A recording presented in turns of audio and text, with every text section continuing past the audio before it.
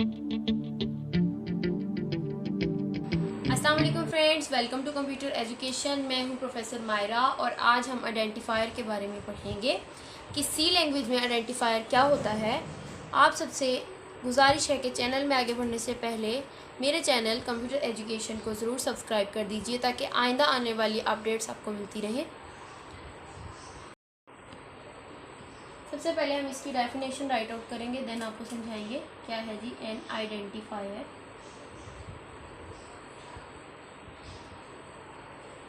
Is a name given to a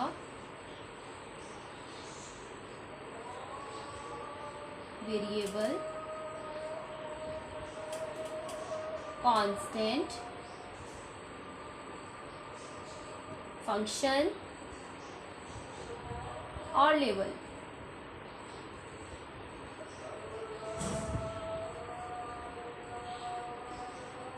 ना programme. ठीक है जी।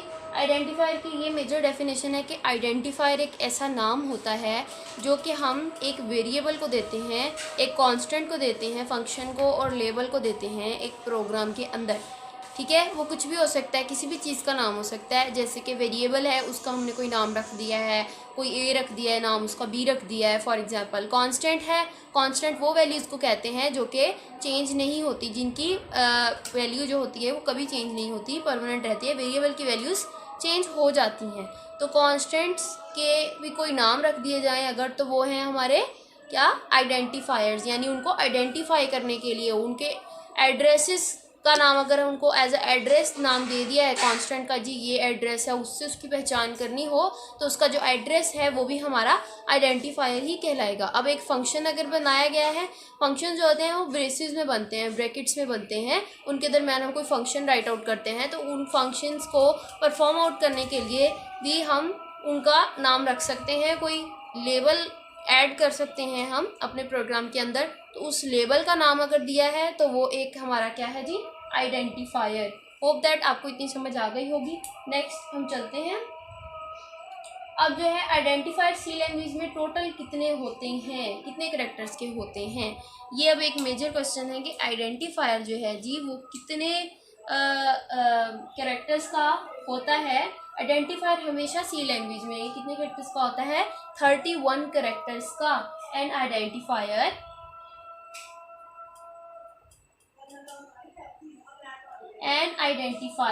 in C language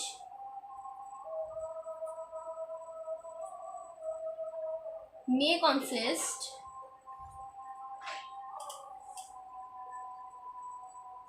of 31 characters. 31 characters का होगा। अब यहाँ पर हमने एक वर्ड यूज़ किया है मे का। मे का मतलब है कि जो आइडेंटिफायर सी लैंग्वेज में 31 कैरेक्टर्स तक जा सकता है, हम रख सकते हैं उसको। वैसे तो कई लोग आइडेंटिफायर्स के जो नेम्स हैं 31 कैरेक्टर से कम भी रख सकते हैं, आपकी मर्जी है, लेकिन 31 से अबव नहीं हो सकते। अब नेक्स्ट है हमारे पास कि आइडेंटिफायर को लिखने के रूल्स क्या होते हैं। आइडेंटिफायर को लिखने के मेजर रूल्स जो हैं काफ़ी सारे हैं, 2-3 हैं वैसे तो। अब आपको मैं समझाती हूँ रूल्स कौन से होते हैं जी। Rules for identifiers. अब आइडेंटिफायर्स को लिखने के लिए रूल्स कौन से होते हैं। जो हमारा पहला रूल है उसको हम डिस्कस करेंगे। सबसे पहले जो हमारा फर्स्ट कैरेक्टर है वो या तो हमारा अल्फ़ाबेट होना चाहिए या हमारा अंडरस्कोर होना चाहिए। ठीक है, अल्फ़ाबेट मीन्स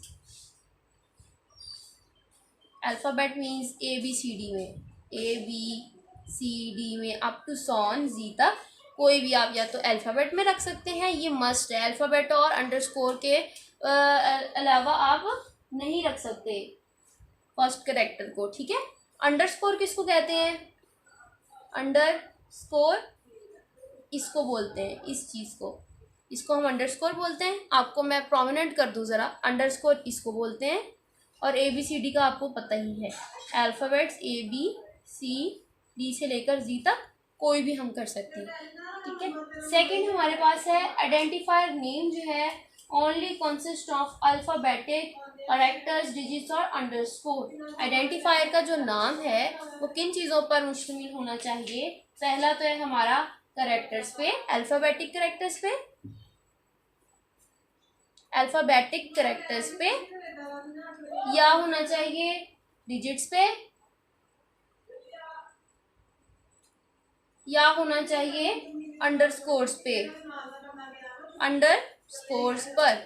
अल्फ़ाबेटिक कैरेक्टर्स से मतलब है हमारा ABCD में, या तो होना चाहिए ABCD में अप टू 100 ऑन Z तक, या होना चाहिए डिजिट्स में। डिजिट्स हम कहते हैं 1 2 3 4 को, यानी मैथमेटिकल वैल्यूज़ को। अंडरस्कोर्स हम कहते हैं इस तरह के जो साइंस हैं हमारे उनको। ठीक है, तो इन तीन चीज़ों में मस्टली है कि हमारा जो रूल है आइडेंटिफायर लिखने का, आइडेंटिफायर नेम लिखने का, इन तीन चीज़ों में हो। स्टार्टिंग उनकी सिर्फ इन दो चीज़ों में हो, डिजिट्स में भी ना हो, डिजिट्स उनके दरमियान में आ सकते हैं। अब थर्ड चीज़ जो है हमारी, थर्ड चीज़ जो है हमारी उसमें है हमारे पास reserve word can not be use as identifier name. ठीक है, यहाँ पे एक वर्ड यूज हुआ है रिजर्व वर्ड्स। ठीक है, रिजर्व वर्ड्स, रिजर्व वर्ड्स, इनको हम एज आइडेंटिफायर नेम नहीं यूज कर सकते। Can not be used as identifier name. इसकी रीज़न मैं आपको बताती हूँ। रिजर्व वर्ड्स बेसिकली हम किसको कहते हैं? हम कीवर्ड्स को कहते हैं। कीवर्ड्स पे मैं एक और वीडियो अपलोड करूँगी बाद में। अभी रिजर्व वर्ड्स को आपको थोड़ा सा मैं समझा देती हूँ क्या होता है। रिजर्व वर्ड्स होते हैं हमारे पास ना, कुछ सी लैंग्वेज में कीवर्ड्स होते हैं जिनके अपने ही काम होते हैं, अपने ही मीनिंग्स होते हैं, जिनको हम जो है चेंज नहीं कर सकते। लेकिन इनको ना बैक एंड में सी लैंग्वेज के जो सॉफ्टवेयर है उसके बैक एंड पे उन्होंने बताया था जिनको हम चेंज नहीं कर सकते, तो वो हमारे यहाँ होते हैं रिजर्व वर्ड्स और कीवर्ड्स। अगर हम एज अ रिजर्व वर्ड ले लेंगे आइडेंटिफायर का नाम, तो फिर सॉफ्टवेयर को काम करने में कन्फ्यूजन हो सकती है, वो आपको एरर्स दे सकता है कि रिजर्व वर्ड तो मेरे बैक एंड में भी एक है, उसका भी कुछ मीनिंग है, अब हमने इसको आइडेंटिफायर के तौर पे दे दिया है, तो उसका ये प्रॉब्लम होएगा कि आइडेंटिफायर जब असेस होगा तो वो रिजर्व वर्ड्स की वैल्यूज़ आपको देने लग जाएगा या वो आपको एरर दे देगा। तो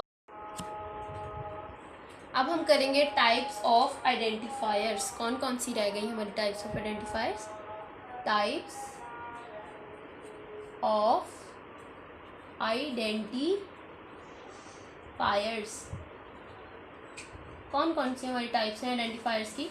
दो टाइप्स हैं जिसकी, एक होती है हमारी स्टैंडर्ड आइडेंटिफायर्स,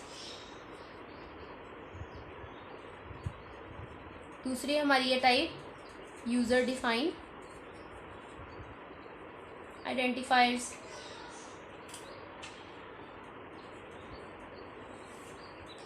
अब हम एक एक करके इसको अब एक्सप्लेन करते हैं। स्टैंडर्ड आइडेंटिफायर्स क्या होते हैं? स्टैंडर्ड आइडेंटिफायर्स यहाँ मेंशन कर लेते हैं पहले,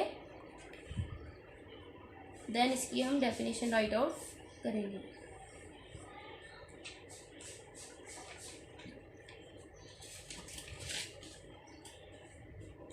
स्टैंडर्ड आइडेंटिफायर्स बेसिकली होते हैं ऐसे आइडेंटिफायर जिनका अपना एक स्पेशल मीनिंग हो सी लैंग्वेज में। ठीक है, तो इसकी डेफिनेशन हम कुछ यूँ बनाएंगे। A type of identifier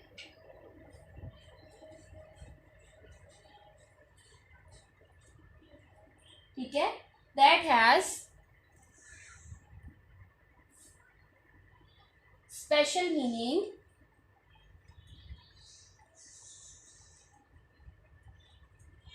in C is known as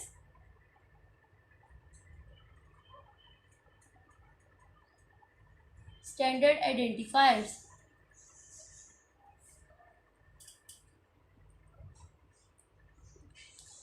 तो इससे क्या सीखा ये कि आइडेंटिफायर ऐसा जिसकी अंदर एक स्पेशल मीनिंग हो सी लैंग्वेज में, वो नोन एज क्या है?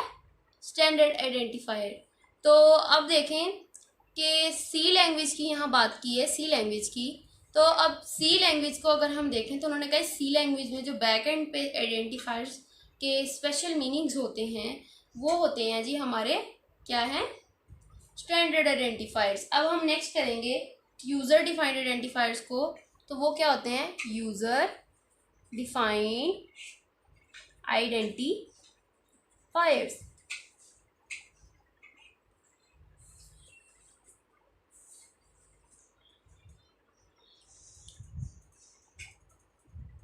A type of identifier that is defined by the programmer to assess memory location is known as user defined identifier। ये जी इसकी डेफिनेशन है, अभी राइट आउट कर लेते हैं। A type of identifier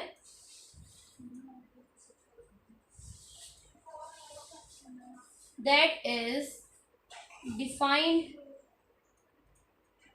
by the programmer to assess memory location is known as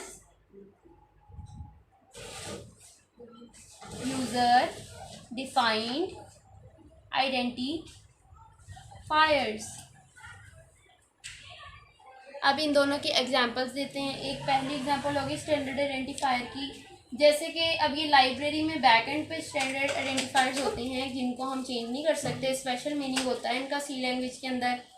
अब अगर change नहीं कर सकते तो कौन से होंगे, एग्जांपल इसकी है जी, जैसे प्रिंट एफ है, कौन सा है जी, printf, okay, scanf, इनके अलग अलग फंक्शंस है, ये मैं आपको बाद में बताऊंगी। प्रिंट एफ जैसे कि किसी वैल्यू को प्रिंट कराने के लिए हम यूज़ करते हैं। स्कैन एफ जो है वो हम इस्तेमाल करते हैं स्कैनिंग के लिए, ठीक है, एक लाइन है उसको स्कैन आउट करवाना है तो स्कैन एफ का वर्ड हम यूज़ करते हैं। इसके अलावा हमारे पास अब नेक्स्ट जो है यूज़र डिफाइंड आइडेंटिफायर्स की एग्जांपल्स हैं, वो है जी, जैसे कि हो गया आपकी एग्जांपल में मार्क्स हो गए, एज हो गई, ये वो आइडेंटिफायर्स हैं जिनको हम चेंज कर सकते हैं, यूज़र चेंज कर सकता है, प्रोग्रामर जो प्रोग्रामिंग उस वक्त पे कर रहा है सी के सॉफ्टवेयर पे वो इनको चेंज कर सकता है। जैसे मार्क्स अगर रखा है तो वो हम चेंज कर सकते हैं, एज रखा है तो चेंज कर सकते हैं ये आइडेंटिफायर हम।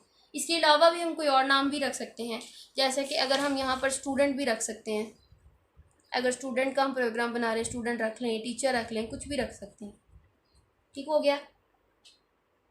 सो आज की वीडियो हम यहीं पे ख़त्म करते हैं। अगर आपको मेरी वीडियो पसंद आई हो तो आप इसको लाइक शेयर एंड सब्सक्राइब ज़रूर करें। आइंदा आने वाली अपडेट्स के लिए आपको बेल आइकन दबा देना चाहिए। अब देखें ना, एक सब्सक्राइब तो बनता है, इतनी मेहनत की है हमने। अगर आपको किसी भी चीज़ की समझ ना लगी हो तो आप इसको कमेंट सेक्शन में मुझसे पूछ सकते हैं। अल्लाह हाफिज़।